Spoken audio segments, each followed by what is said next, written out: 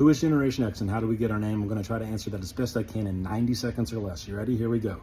So we're roughly born between 1965 and 1980. Some people say 1960 to 1980. I think we can't be legalistic about that. It's a little fluid. It's more of an attitude than it is an age. What are the big attitudes? Well, they called us the latchkey kids because, we largely grew up feral, meaning we were kind of on our own a lot. We got home and our parents were often working, so we kind of raised ourselves. We're also a bridge generation. Our parents are baby boomers and also silent gen, and our kids are millennials and Gen Z. So we kind of bridge the analog world to the digital world. We are not afraid of technology, but we are sentimental and kind of miss the analog ways.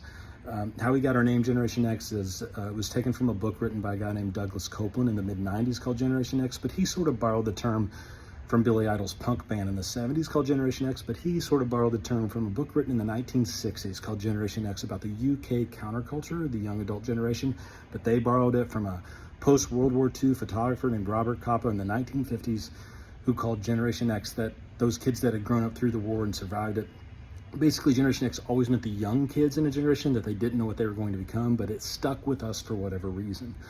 The events that have largely shaped us are things like 9/11, which of course shaped every generation, also the fall of the Berlin Wall, and most importantly, I think, the Space Shuttle Challenger disaster, because they had us all watch it together at school, and then the teachers didn't know what to do, so they sent us back to math class.